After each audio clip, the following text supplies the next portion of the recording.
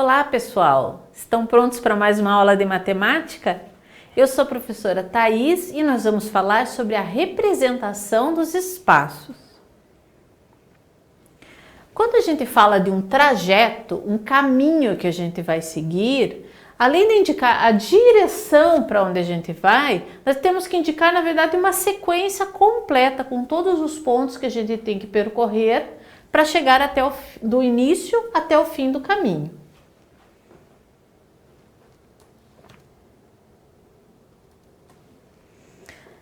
Então vamos ver aqui o que diz o texto.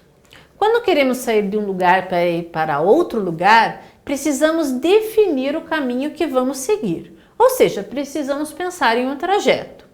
Um trajeto, além de indicar a direção, apresenta a sequência completa de pontos que vamos percorrer do início ao fim do caminho. Os nomes dos locais existentes em plantas e mapas ajudam a gente a descrever os trajetos necessários para sairmos de um ponto e chegarmos a outro. Por isso, essas informações são chamadas de pontos de referência, tá? Então, aqui, veja nesse exemplo aqui, nós temos a representação da escola da Bárbara, tá? E temos um lugar que está circulado aqui, que é uma sala de aula, e nós temos que encontrar um trajeto que leve um aluno da sala de aula até a cantina, tá? Que fica aqui. Então, como que a gente representaria aqui o trajeto?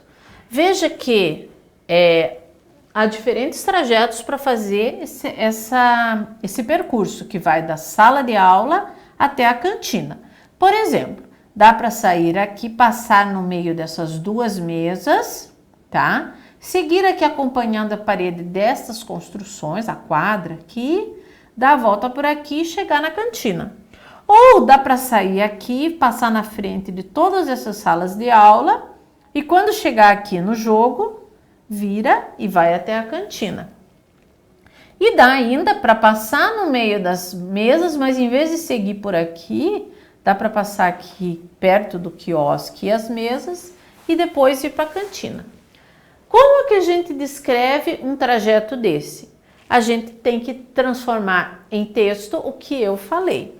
Então eu vou escolher um dos trajetos aqui e vou descrever no espaço a seguir.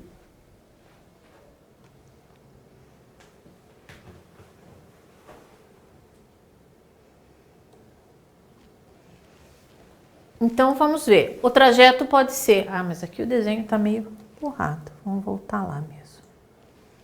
Então o nosso trajeto pode ser assim, saia da sala de aula e siga em frente até as mesas e banquinhos, tá?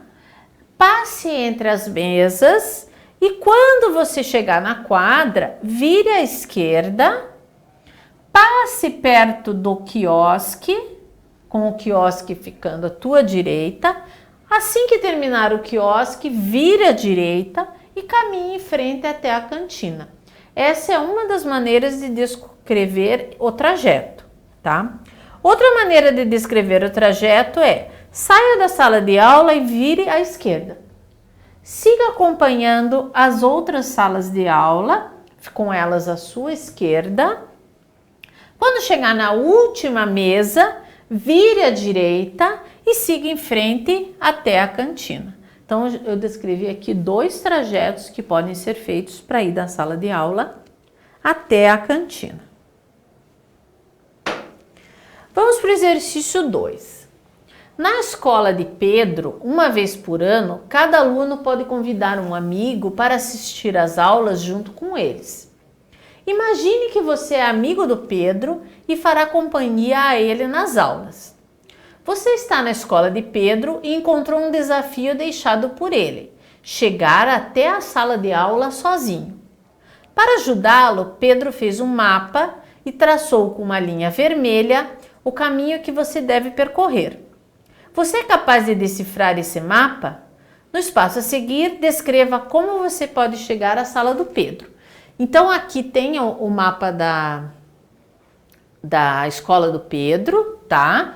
com um caminho traçado desde o portão de entrada da escola até a sala de aula do Pedro, tá?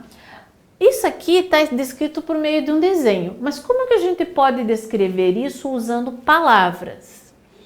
Então, a gente pode dizer, depois de passar o portão da entrada, siga em frente até as salas de aula. Quando chegar às salas de aula, vire vamos ver qual é a posição, vire à direita. Siga até o fim do prédio e daí vire à esquerda. Siga em frente até o fim do prédio novamente e vire à esquerda novamente. E daí siga em frente até a última sala do lado direito, que é a minha sala de aula, tá? Outra maneira de descrever é: após passar o portão da entrada, caminhe até as salas de aula, contorne as salas de aula pelo lado direito, então contorne, entre no corredor entre as salas de aula, que a minha sala é a última sala do lado direito. Então essas são maneiras de descrever o caminho até a sala de aula do Pedro.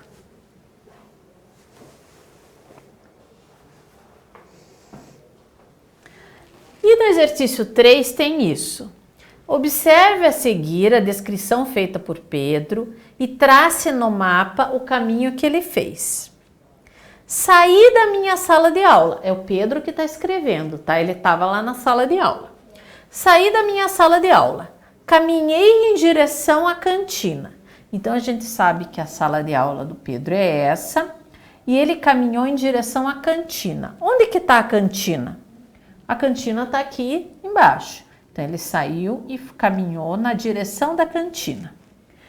Passei em frente à cantina e virei quando cheguei perto da parede do banheiro.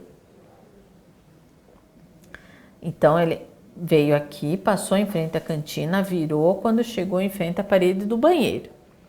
Quando cheguei à porta da secretaria, a secretaria está aqui, que fica bem próximo ao portão da entrada, virei de novo. Finalmente caminhei para frente e cheguei aonde eu queria. Onde será que ele queria chegar? Então vejam que o caminho que ele fez foi esse aqui. Ele veio até a cantina, virou aqui, chegou nessa parede, deu uma viradinha, continuou aqui. Quando chegou à secretaria, ele virou e caminhou em frente. Onde será que ele queria chegar? Vamos ver? Então, a gente tem aqui o caminho que ele fez e o lugar que ele queria chegar era o pátio. Aqui a gente está vendo mais de perto, ó. Ele desceu aqui, virou aqui, andou aqui e chegou no pátio da escola.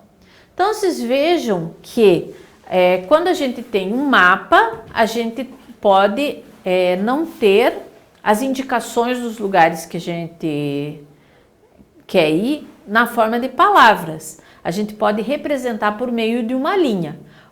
Mas a gente também pode representar, se a gente não tem um mapa, e normalmente a gente não tem um mapa para fazer o desenho, a gente representa por meio de palavras. E aí a gente tem que usar as palavras em frente, ao lado, atrás, à direita, perto, à esquerda.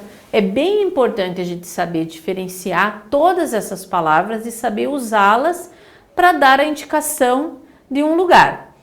Por exemplo, se você vai passar a indicação para uma pessoa pelo telefone, dificilmente você vai pegar e ter um mapa para desenhar ali rapidamente a indicação que você tem para dar para a pessoa. Então, você pode falar os passos para a pessoa ou ainda mandar uma mensagem de texto indicando passo a passo, que até é melhor, porque assim a pessoa não perde as referências. Então, todos os detalhes são importantes, porque se você esquece de dar alguma indicação, a pessoa não vai chegar no lugar que você queria que ela chegasse. Nos vemos na próxima aula. Música